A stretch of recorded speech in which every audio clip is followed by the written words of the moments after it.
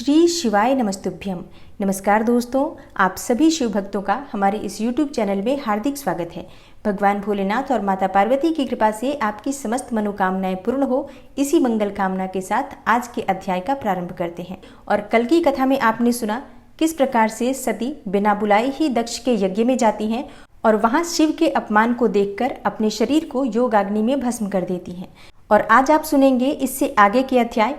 और जिन भक्तों ने कल के अध्याय को नहीं सुना है और वो सारा वृतांत जानना चाहते हैं तो उस वीडियो को एक बार जरूर देख लीजिए। तो भगवान शिव का ध्यान करते हुए माँ पार्वती के साथ भगवान शिव को अपने हृदय में विराजमान करते हुए ओम नमः शिवाय इस मंत्र का उच्चारण कीजिए और परम सुख देने वाली शिव महापुराण की कथा का श्रवण कीजिए। ब्रह्मा जी कहते हैं, हे मुनीश्वर, इसी बीच में वहां दक्ष तथा देवता आदि के सुनते हुए आकाशवाणी ने यह यथार्थ बात कही। रे दुराचारी दक्ष, ओ दंभाचार परायण महामूढ़, यह तूने कैसा अनर्थकारी कर्म कर डाला। ओ मूर्ख, शिव भक्तराज दधीची के कथन को भी तूने प्रामाणिक नहीं माना, जो तेरे लिए सब प्रकार से आनंददायक और मंगलकारी था। वे ब्राह्मण देवता तुझे दुस्सह शाप देकर तेरी यज्ञशाला से निकल गए, तो भी तुझ मूढ़ ने अपने मन में कुछ भी नहीं समझा। उसके बाद तेरे घर में मंगलमयी सती देवी स्वतः पधारी, जो तेरी अपनी ही पुत्री थी, किंतु तूने उनका भी परम आदर नहीं किया। ऐसा क्यों हुआ? ज्ञान दुर्बल दक्ष, तूने सती और महादेव जी की पूजा नहीं की। यह क्या किया? मैं ब्रह्मा जी का बेटा हूँ, ऐसा समझकर तू व्यर्थ ही घमंड में भरा रहता है और इसलिए तुझ पर मोह छा गया है। वे सती देवी ही सत्पुरुषों की आराध्या देवी हैं अथवा सदा आराधना करने के योग्य हैं। वे समस्त पुण्यों का फल देने वाली तीनों लोकों की माता, कल्याण स्वरूपा और भगवान शंकर के आधे अंग में निवास करने वाली हैं। वे सती देवी ही पूजित होने पर सदा संपूर्ण सौभाग्य प्रदान करने वाली हैं। वे ही महेश्वर की शक्ति हैं और अपने भक्तों को सब प्रकार के मंगल देती हैं। वे सती देवी ही पूजित होने पर सदा संसार का भय दूर करती हैं, मनोवांछित फल देती हैं तथा वे ही समस्त उपद्रवों को नष्ट करने वाली देवी हैं। वे सती ही सदा पूजित होने पर कीर्ति और संपत्ति प्रदान करती हैं। वे ही पराशक्ति तथा भोग और मोक्ष प्रदान करने वाली परमेश्वरी हैं।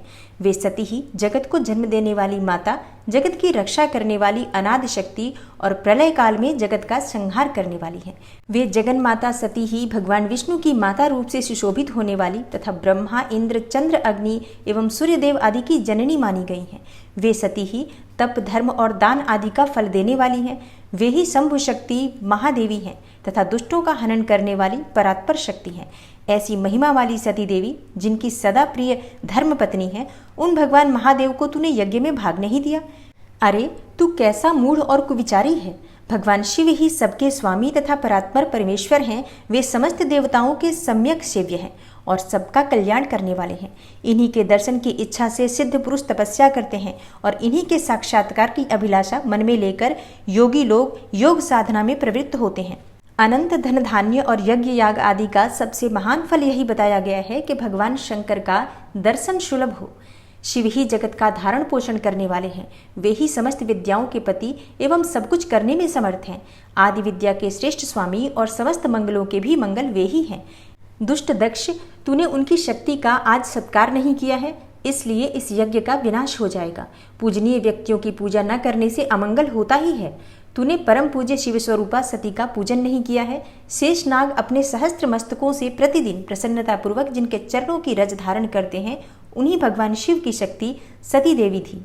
जिनके चरण कमलों का निरंतर ध्यान और सादर पूजन करके ब्रह्मा जी ब्रह्मत्व को प्राप्त हुए हैं, उन्हीं भगवान शिव की प्रिय पत्नी सती देवी थी। जिनके चरण कमलों का निरंतर ध्यान और सादर पूजन करके इंद्र आदि लोकपाल अपने अपने उत्तम पद को प्राप्त हुए हैं, वे भगवान शिव संपूर्ण जगत के पिता हैं और शक्ति स्वरूपा सती देवी जगत की माता कही गई हैं। मूढ़ दक्ष, तूने उन माता पिता का सत्कार नहीं किया, फिर तेरा कल्याण कैसे होगा? तुझ पर दुर्भाग्य का आक्रमण हो गया और विपत्तियां टूट पड़ी, क्योंकि तूने उन भवानी सती और भगवान शंकर की भक्ति भाव से आराधना नहीं की। कल्याणकारी शंभु का पूजन न करके भी मैं कल्याण का भागी हो सकता हूँ, यह तेरा कैसा गर्व है? यह दुर्वार गर्व आज नष्ट हो जाएगा। इन देवताओं में से कौन ऐसा है जो सर्वेश्वर शिव से विमुख होकर तेरी सहायता करेगा? मुझे तो ऐसा कोई देवता नहीं दिखाई देता। यदि देवता इस समय तेरी सहायता करेंगे तो जलती आग से खेलने वाले पतंगों के समान नष्ट हो जाएंगे। आज तेरा मुंह जल जाए, तेरे यज्ञ का नाश हो जाए और जितने तेरे सहायक हैं वे भी आज शीघ्र ही जल मरे। इस दुरात्मा दक्ष की जो सहायता करने वाले हैं, उन समस्त देवताओं के लिए आज शपथ है वे तेरे अमंगल के लिए ही तेरी सहायता से विरत हो जाएं। समस्त देवता आज इस यज्ञ मंडप से निकलकर अपने अपने स्थान को चले जाएं, अन्यथा सब लोगों का सब प्रकार से नाश हो जाएगा। और अन्य सब मुनि और नाग आदि भी यज्ञ से निकल जाएं, अन्यथा आज सब लोगों का सर्वथा नाश होगा। हे श्री हरे, हे विधाता, आप लोग भी इस यज्ञ मंडप से शीघ्र निकल जाइए। ब्रह्मा जी कहते हैं, हे नारद, संपूर्ण यज्ञशाला में बैठे हुए लोगों से ऐसा कहकर सबका कल्याण करने वाली वह आकाशवाणी मौन हो गई। ब्रह्मा जी कहते हैं, हे नारद, वह आकाशवाणी सुनकर सब देवता आदि भयभीत तथा विस्मित हो गए। उनके मुख से कोई बात ही नहीं निकली। वे इस तरह खड़े या बैठे रह गए मानो उन पर विशेष मोह छा गया हो। भृगु के मंत्र बल से भाग जाने के कारण जो वीर शिवगण नष्ट होने से बच गए थे, वे भगवान शिव की शरण में गए। उन सब ने अमित तेजस्वी भगवान रुद्र को भली भांति सादर प्रणाम करके वहां यज्ञ में जो कुछ भी हुआ था वह सारी घटना उनसे कह सुनाई। गण बोले, हे महेश्वर, दक्ष बड़ा दुरात्मा और घमंडी है। उसने वहां जाने पर सती देवी का अपमान किया और देवताओं ने भी उनका आदर नहीं किया। अत्यंत गर्व से भरे हुए उस दुष्ट दक्ष ने आपके लिए यज्ञ में भाग नहीं दिया, दूसरे देवताओं के लिए दिया और आपके विषय में उच्च स्वर से दुर्वचन कहे। हे प्रभु, यज्ञ में आपका भाग न देखकर सती देवी कुपित हो उठी और पिता की बारंबार निंदा करके उन्होंने तत्काल अपने शरीर को योगाग्नि द्वारा जलाकर भस्म कर दिया। यह देख 10,000 से अधिक पार्षद लज्जावश शस्त्रों द्वारा अपने ही अंगों को काट काट कर वहां मर गए। शेष हम लोग दक्ष पर कुपित हो उठे और सबको भय पहुंचाते हुए वेगपूर्वक उस यज्ञ का विध्वंस करने को उद्यत हो गए, परंतु विरोधी भृगु ने अपने प्रभाव से हमें तिरस्कृत कर दिया। हम उनके मंत्र बल का सामना न कर सके। हे प्रभु, हे विश्वंभर, वे ही हम लोग आज आपकी शरण में आए हैं। हे दयालो, वहां प्राप्त हुए भय से आप हमें बचाइए, निर्भय कीजिए। हे महाप्रभु, उस यज्ञ में दक्ष आदि सभी दुष्टों ने घमंड में आकर आपका विशेष रूप से अपमान किया है। हे कल्याणकारी शिव, इस प्रकार हमने अपना, सती देवी का और मूढ़ बुद्धि वाले दक्ष का भी सारा वृतांत कह सुनाया। अब आपकी जैसी इच्छा हो वैसा करें। ब्रह्मा जी कहते हैं, हे नारद, अपने पार्षदों की यह बात सुनकर भगवान शिव ने वहां की सारी घटना जानने के लिए शीघ्र ही तुम्हारा स्मरण किया। हे देवर से, तुम दिव्य दृष्टि से संपन्न हो, अतः भगवान के स्मरण करने पर तुम वहां तुरंत आ पहुंचे और भगवान शंकर जी को भक्ति पूर्वक प्रणाम करके खड़े हो गए। तब स्वामी शिव ने तुम्हारी प्रशंसा करके तुमसे दक्ष यज्ञ में गई हुई सती का समाचार तथा दूसरी घटनाओं को पूछा। हे तात, शंभु के पूछने पर शिव में मन लगाए रखने वाले तुमने शीघ्र ही वह सारा वृतांत कह सुनाया जो दक्ष यज्ञ में घटित हुआ था। हे मुने, तुम्हारे मुख से निकली हुई बात सुनकर उस समय महान रौद्र पराक्रम से संपन्न सर्वेश्वर रुद्र ने तुरंत ही बड़ा भारी क्रोध प्रकट किया। लोक संहारकारी रुद्र ने अपने सिर से एक जटा उखाड़ी और उसे रोषपूर्वक उस पर्वत के ऊपर दे मारा। हे मुने, भगवान शंकर के पटकने से उस जटा के 2 टुकड़े हो गए और महाप्रलय के समान भयंकर शब्द प्रकट हुआ। हे देवर से, उस जटा के पूर्व भाग से महाभयंकर महाबली वीरभद्र प्रकट हुए, जो समस्त शिवगणों के अगुआ हैं। वे भूमंडल को सब ओर से व्याप्त करके उससे भी 10 अंगुल अधिक होकर खड़े हुए। वे देखने में प्रलयाग्नि के समान जान पड़ते थे। उनका शरीर बहुत ऊंचा था। वे 1000 भुजाओं से युक्त थे। उन सर्वसमर्थ महारुद्र के क्रोधपूर्वक प्रकट हुए निश्वास से 100 प्रकार के ज्वर और 13 प्रकार के सन्निपात रोग पैदा हो गए। हे तात, उस जटा के दूसरे भाग से महाकाली उत्पन्न हुई, जो बड़ी भयंकर दिखाई देती थी। वे करोड़ों भूतों से घिरी हुई थी। जो ज्वर पैदा हुए वे सबके सब शरीरधारी, क्रूर और समस्त लोगों के लिए भयंकर थे। वे अपने तेज से प्रज्वलित हो सब ओर दाह उत्पन्न करते हुए से प्रतीत होते थे। वीरभद्र बातचीत करने में बड़े कुशल थे। उन्होंने दोनों हाथ जोड़कर परमेश्वर शिव को प्रणाम करके कहा। वीरभद्र बोले, महारुद्र, सोम, सूर्य और अग्नि को तीनों नेत्रों के रूप में धारण करने वाले प्रभु, शीघ्र आज्ञा दीजिए। मुझे इस समय कौन सा कार्य करना होगा? हे ईशान, क्या मुझे आधे ही क्षण में सारे समुद्रों को सुखा देना है या इतने ही समय में संपूर्ण पर्वतों को पीस डालना है? हे हर, मैं एक ही क्षण में ब्रह्मांड को भस्म कर डालूं या समस्त देवताओं और मुनीश्वरों को जलाकर राख कर दूं? हे शंकर, हे ईशान, क्या मैं समस्त लोगों को उलट पलट दूं या संपूर्ण प्राणियों का विनाश कर डालूं? हे महेश्वर, आपकी कृपा से कहीं कोई भी ऐसा कार्य नहीं है जिसे मैं न कर सकूं। पराक्रम के द्वारा मेरी समानता करने वाला वीर न पहले कभी हुआ है और न आगे होगा। हे शंकर, आप किसी तिनके को भेज दें तो वह भी बिना किसी यत्न के क्षण भर में बड़े से बड़ा कार्य सिद्ध कर सकता है, इसमें कोई संशय नहीं है। हे शंभो, यद्यपि आपकी लीला मात्र से सारा कार्य सिद्ध हो जाता है, तथापि जो मुझे भेजा जा रहा है वह मुझ पर आपका अनुग्रह ही है। हे शंभो, मुझ में भी जो ऐसी शक्ति है वह आपकी कृपा से ही प्राप्त हुई है। हे शंकर, आपकी कृपा के बिना किसी में भी कोई शक्ति हो ही नहीं सकती। वास्तव में आपकी आज्ञा के बिना कोई तिनके आदि को भी हिलाने में समर्थ नहीं है, यह निसंदेह कहा जा सकता है। हे महादेव, मैं आपके चरणों में बारंबार प्रणाम करता हूँ। हे हर, आप अपने अभिष्ट कार्य की सिद्धि के लिए आज मुझे शीघ्र ही भेजिए। हे शंभो, मेरे दाहिने अंग बारंबार फड़क रहे हैं, इससे सूचित होता है कि मेरी विजय अवश्य ही होगी। अतः हे प्रभु, आप मुझे शीघ्र ही भेजिए। हे शंकर, आज मुझे कोई अभूतपूर्व एवं विशेष हर्ष तथा उत्साह का अनुभव हो रहा है और मेरा चित्त आपके चरण कमल में लगा हुआ है।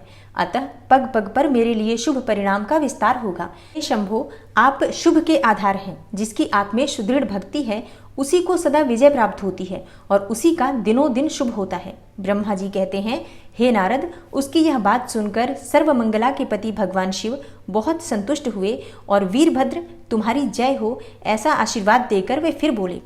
महेश्वर ने कहा, हे मेरे पार्षदों में श्रेष्ठ वीरभद्र, ब्रह्मा जी का पुत्र दक्ष बड़ा ही दुष्ट है। उस मूर्ख को बड़ा घमंड हो गया है, अतः इन दिनों वह विशेष रूप से मेरा विरोध करने लगा है। दक्ष इस समय एक यज्ञ करने के लिए उद्यत है। तुम याग परिवार सहित उस यज्ञ को भस्म करके फिर शीघ्र मेरे स्थान पर लौटाओ।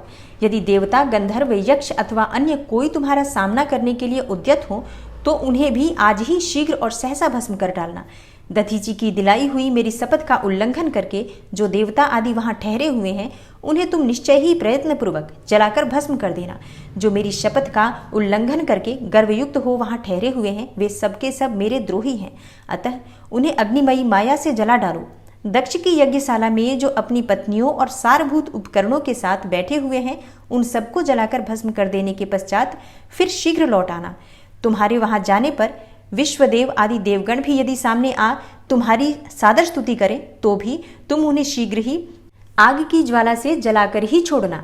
हे वीर, वहां दक्ष आदि सब लोगों को पत्नी और बंधु बांधवों सहित जलाकर कलशों में रखे हुए जल को लीलापूर्वक पी जाना। ब्रह्मा जी कहते हैं, हे नारद, जो वैदिक मर्यादा के पालक, काल के भी शत्रु तथा सबके ईश्वर हैं, वे भगवान रुद्र रोष से लाल आंखें किए महावीर वीरभद्र से ऐसा कहकर चुप हो गए।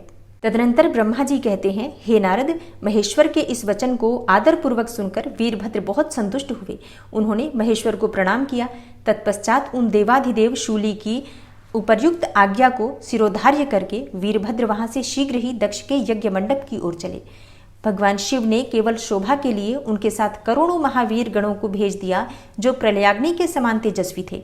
वे कौतूहलकारी प्रबल वीर प्रमथगण वीरभद्र के आगे और पीछे भी चल रहे थे। काल के भी काल भगवान रुद्र के वीरभद्र सहित जो लाखों पार्षद गण थे उन सबका स्वरूप रुद्र के ही समान था। उन गणों के साथ महात्मा वीरभद्र भगवान शिव के समान ही वेशभूषा धारण किए रथ पर बैठकर यात्रा कर रहे थे। उनके 1 सहस्त्र भुजाएं थी, शरीर में नागराज लिपटे हुए थे। वीरभद्र बड़े प्रबल और भयंकर दिखाई देते थे। उनका रथ बहुत ही विशाल था। उसमें 10,000 सिंह जोते जाते थे जो प्रयत्न पूर्वक उस रथ को खींचते थे। उसी प्रकार बहुत से प्रबल सिंह, शार्दूल, मगर, मत्स्य और सहस्त्रों हाथी उस रथ के पार्श्वभाग की रक्षा करते थे। काली, कात्यायनी, ईशानी, चामुंडा, मुंडमर्दिनी, भद्रकाली, भद्रा, त्वरिता तथा वैष्णवी इन 9 दुर्गाओं के साथ समस्त भूत गणों के साथ महाकाली दक्ष का विनाश करने के लिए चली। डाकिनी, शाकिनी, भूत, प्रमथ, गुह्यक, कुष्मांड, परपट, चटक, ब्रह्म राक्षस, भैरव तथा क्षेत्रपाल आदि ये सभी वीर भगवान शिव की आज्ञा का पालन एवं दक्ष के यज्ञ का विनाश करने के लिए तुरंत चल दिए। और इनके सिवा 64 गणों के साथ योगिनियों का मंडल भी सहसा कुपित हो दक्ष यज्ञ का विनाश करने के लिए वहां से प्रस्थित हुआ।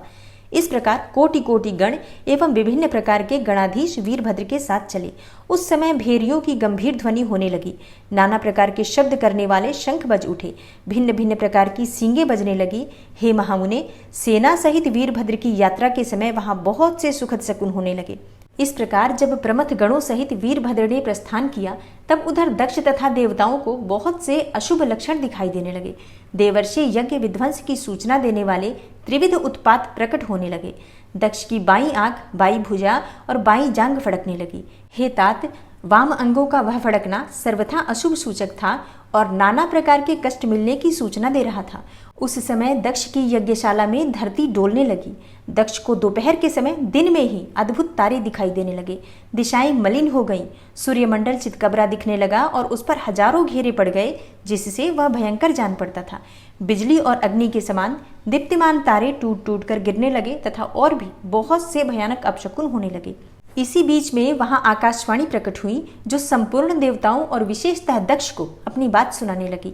आकाशवाणी बोली, ओ दक्ष, आज तेरे जन्म को धिक्कार है। तू महामूढ़ और पापात्मा है। भगवान हर की ओर से आज तुझे महान दुख प्राप्त होगा, जो किसी तरह टल नहीं सकता। अब यहाँ तेरा हाहाकार भी नहीं सुनाई देगा। जो मूढ़ देवता आदि तेरे यज्ञ में स्थित हैं, उनको भी महान दुख होगा, इसमें कोई संशय नहीं है। ब्रह्मा जी कहते हैं, हे मुने, आकाशवाणी की यह बात सुनकर और पूर्वोक्त अशुभ सूचक लक्षणों को देखकर दक्ष तथा दूसरे देवता आदि को भी अत्यंत भय प्राप्त हुआ। उस समय दक्ष मन ही मन अत्यंत व्याकुल हो कांपने लगे और अपने प्रभु लक्ष्मीपति भगवान विष्णु की शरण में गए। वे भय से अधीर हो बेसुध हो रहे थे। उन्होंने स्वजन वत्सल देवाधिदेव भगवान विष्णु को प्रणाम किया और उनकी स्तुति करके कहा। दक्ष बोले, हे देवदेव, हे हरे, हे विष्णु, हे दीनबंधो, हे कृपानिधे, आपको मेरी और मेरे यज्ञ की रक्षा करनी चाहिए। हे प्रभु, आप ही यज्ञ के रक्षक हैं। यज्ञ ही आपका कर्म है और आप यज्ञ स्वरूप हैं। आपको ऐसी कृपा करनी चाहिए जिससे यज्ञ का विनाश न हो। ब्रह्मा जी कहते हैं, हे मुनीश्वर, इस तरह अनेक प्रकार से सादर प्रार्थना करके दक्ष भगवान श्रीहरि के चरणों में गिर पड़े। उनका चित्त भय से व्याकुल हो रहा था। तब जिनके मन में घबराहट हो गई थी, उन प्रजापति दक्ष को उठाकर और उनकी पूर्वोक्त बात सुनकर भगवान विष्णु ने देवाधिदेव शिव का स्मरण किया। अपने प्रभु एवं महान ऐश्वर्य से युक्त परमेश्वर शिव का स्मरण करके शिव तत्व के ज्ञाता श्रीहरि दक्ष को समझाते हुए बोले। श्रीहरि ने कहा, हे दक्ष, मैं तुमसे तत्व की बात बता रहा हूँ, तुम मेरी बात ध्यान देकर सुनो। मेरा यह वचन तुम्हारे लिए सर्वथा हितकर तथा महामंत्र के समान सुखदायक होगा। हे दक्ष, तुम्हें तत्व का ज्ञान ही नहीं है, इसलिए तुमने सबके अधिपति परमात्मा शंकर की अवहेलना की है। ईश्वर की अवहेलना से सारा कार्य सर्वथा निष्फल हो जाता है। केवल इतना ही नहीं, पग पग पर विपत्ति भी आती है। जहाँ अपूज्य पुरुषों की पूजा होती है और पूजनीय पुरुष की पूजा नहीं की जाती, वहाँ दरिद्रता, मृत्यु तथा भय, ये तीनों संकट अवश्य ही प्राप्त होंगे। इसलिए संपूर्ण प्रयत्न से तुम्हें भगवान वृषभध्वज का सम्मान करना चाहिए। महेश्वर का अपमान करने से ही तुम्हारे ऊपर महान भय उपस्थित हुआ है। हम सब लोग प्रभु होते हुए भी आज तुम्हारी दुर्नीति के कारण जो संकट आया है, उसे टालने में समर्थ नहीं है। यह मैं तुमसे सच्ची बात कहता हूँ। ब्रह्मा जी कहते हैं, हे नारद, भगवान विष्णु का यह वचन सुनकर दक्ष चिंता में डूब गए। उनके चेहरे का रंग उड़ गया और वे चुपचाप पृथ्वी पर खड़े रह गए। इसी समय भगवान रुद्र के भेजे हुए गणनायक वीरभद्र अपनी सेना के साथ यज्ञ स्थल में जा पहुंचे। वे सब के सब बड़े शूरवीर, निर्भय तथा रुद्र के समान ही पराक्रमी थे। भगवान शंकर की आज्ञा से आए हुए उन गणों की गणना असंभव थी। वे वीर शिरोमणि रुद्र सैनिक जोर जोर से सिंहनाद करने लगे। उनके उस महानाद से तीनों लोक गूंज उठे। आकाश धूल से ढक गया और दिशाएं अंधकार से आवृत हो गईं। सातों द्वीपों से युक्त पृथ्वी अत्यंत भय से व्याकुल हो पर्वत, वन और कानूनों सहित कांपने लगी तथा संपूर्ण समुद्रों में ज्वार आ गया। इस प्रकार समस्त लोकों का विनाश करने में समर्थ उस विशाल सेना को देखकर समस्त देवता आदि चकित हो गए। सेना के उद्योग को देखकर दक्ष के मुंह से खून निकल आया। वे अपनी स्त्री को साथ ले भगवान विष्णु के चरणों में दंड की भांति गिर पड़े और इस प्रकार बोले। दक्ष ने कहा, हे विष्णु, हे महाप्रभु, आपके बल से ही मैंने इस महान यज्ञ का आरंभ किया है। सत्कर्म की सिद्धि के लिए आप ही प्रमाण माने गए हैं। हे विष्णु, आप कर्मों के साक्षी तथा यज्ञों के प्रतिपालक हैं। महाप्रभु, आप वेदोक्त धर्म तथा ब्रह्मा जी के भी रक्षक हैं। अतः हे प्रभु, आपको मेरे इस यज्ञ की रक्षा करनी चाहिए, क्योंकि आप ही सबके प्रभु हैं। ब्रह्मा जी कहते हैं, दक्ष की अत्यंत दीनतापूर्ण बातें सुनकर भगवान विष्णु उस समय शिव तत्व से विमुख हो दक्ष को समझाने के लिए इस प्रकार बोले। श्री हरि विष्णु ने कहा, हे दक्ष, इसमें संदेह नहीं कि मुझे तुम्हारे यज्ञ की रक्षा करनी चाहिए, क्योंकि धर्म परिपालन विषयक जो मेरी सत्य प्रतिज्ञा है वह सर्वत्र विख्यात है। परंतु दक्ष, मैं जो कुछ तुमसे कहता हूँ उसे तुम सुनो। इस समय अपनी क्रूरतापूर्ण बुद्धि को त्याग दो। देवताओं के क्षेत्र नैमिषारण्य में जो अद्भुत घटना हुई थी, क्या तुम्हें उसका स्मरण नहीं हो रहा? क्या तुम अपनी कुबुद्धि के कारण उसे भी भूल गए? यहाँ कौन भगवान रुद्र के कोप से तुम्हारी रक्षा करने में समर्थ है? हे दक्ष, तुम्हारी रक्षा किसको अभिमत नहीं है, परंतु जो तुम्हारी रक्षा करने को उद्यत होता है वह अपनी दुर्बुद्धि का ही परिचय देता है। हे दुर्मते, क्या कर्म है और क्या अकर्म, इसे तुम नहीं समझ पा रहे। केवल कर्म ही कभी कुछ करने में समर्थ नहीं हो सकता। जिसके सहयोग से कर्म में कुछ करने की सामर्थ्य आती है उसी को तुम स्वकर्म समझो। भगवान शिव के बिना दूसरा कोई कर्म में कल्याण करने की शक्ति देने वाला नहीं है। जो शांत हो, ईश्वर में मन लगाकर उनकी भक्ति पूर्वक कार्य करता है, उसी को भगवान शिव तत्काल उस कर्म का फल देते हैं। और जो मनुष्य केवल ज्ञान का सहारा लेकर अनीश्वरवादी हो जाते या ईश्वर को नहीं मानते हैं, वे शतकोटि कल्पों तक नरक में ही पड़े रहते हैं। फिर वे कर्म पाश में बंधे हुए जीव प्रत्येक जन्म में नरकों की यातना भोगते हैं, क्योंकि वे केवल सकाम कर्म के ही स्वरूप का आश्रय लेने वाले होते हैं। ये शत्रुमर्दन वीरभद्र जो यज्ञशाला के आंगन में आ पहुंचे हैं, भगवान रुद्र की क्रोधाग्नि से प्रकट हुए हैं। इस समय समस्त रुद्रगणों के नायक यही हैं। ये हम लोगों के विनाश के लिए यहाँ आए हैं, इसमें कोई संशय नहीं है। कोई भी कार्य क्यों न हो, वस्तुतः इनके लिए कुछ भी अशक्य है ही नहीं। ये महान सामर्थ्यशाली वीरभद्र सब देवताओं को अवश्य जलाकर ही शांत होंगे, इसमें संशय नहीं जान पड़ता। मैं भ्रम से महादेव जी की शपथ का उल्लंघन करके जो यहाँ ठहरा रहा, उसके कारण तुम्हारे साथ मुझे भी इस कष्ट का सामना करना ही पड़ेगा। भगवान विष्णु इस प्रकार कह ही रहे थे कि वीरभद्र के साथ शिवगणों की सेना का समुद्र उमड़ आया। समस्त देवता आदि ने उसे देखा।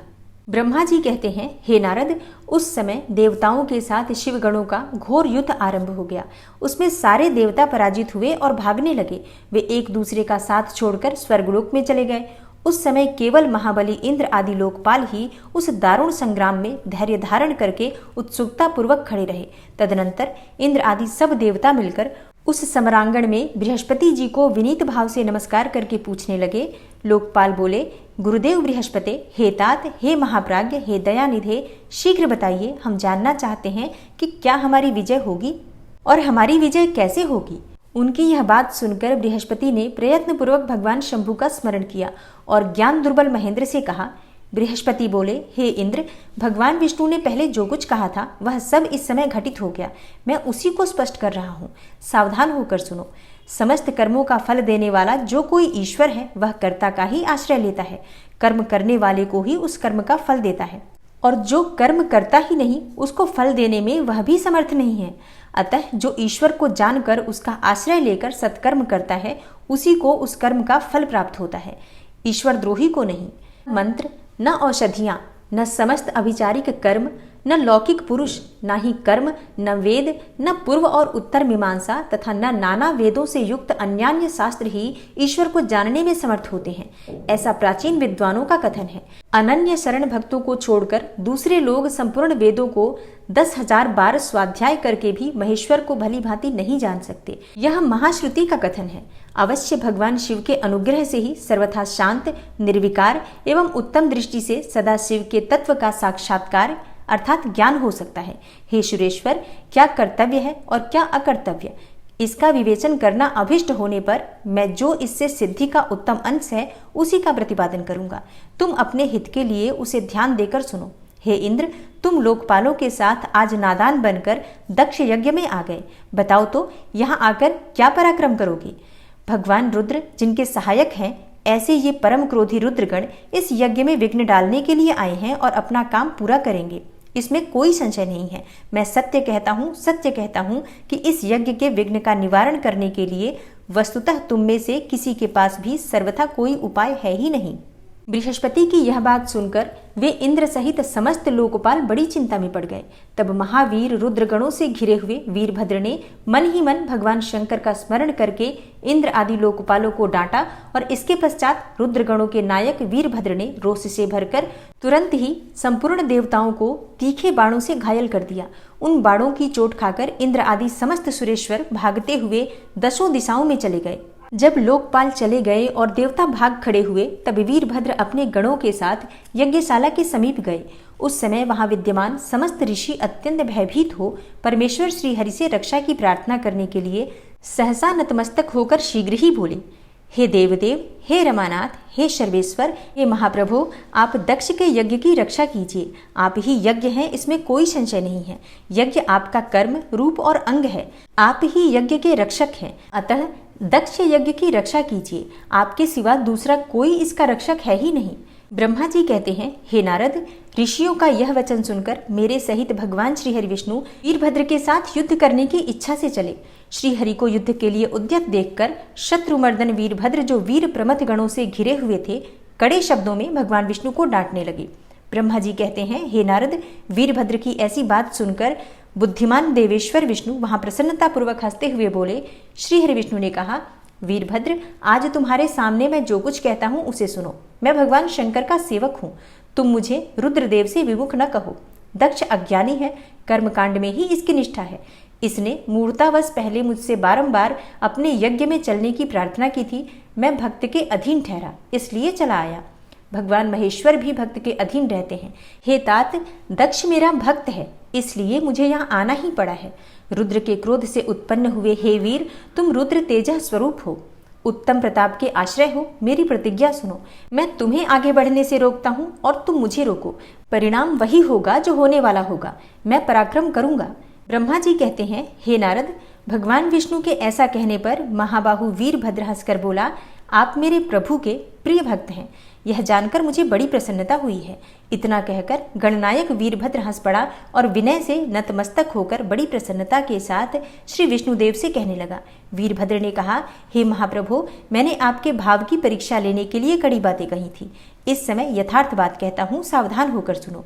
हे हरे, जैसे शिव है वैसे ही आप हैं, जैसे आप हैं वैसे ही शिव हैं, ऐसा वेद कहते हैं और वेदों का यह कथन शिव की आज्ञा के अनुसार ही है।